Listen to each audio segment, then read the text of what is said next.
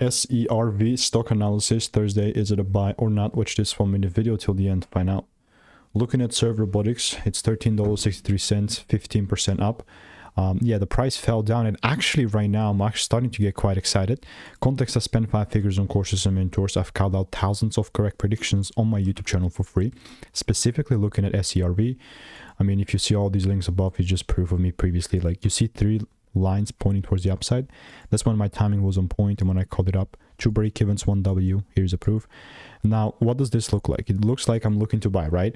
That's correct. But what I'm not going to do is randomly get involved just yet. I've seen the first break taking place here. And the only thing that I want to see next is the price pulling down and then breaking yet again. And if that happens, sick. If it doesn't happen, it's also sick. But yeah, man. Now we're in this no man's land where it really depends whether we break the highs or the lows first. But this is like the range still has not happened yet, so I'm just waiting for exactly that. I'm going to continue to keep you updated, and if you want to make more money trading in a simple, lean way, click the first link in the description. It's a free newsletter. Goodbye.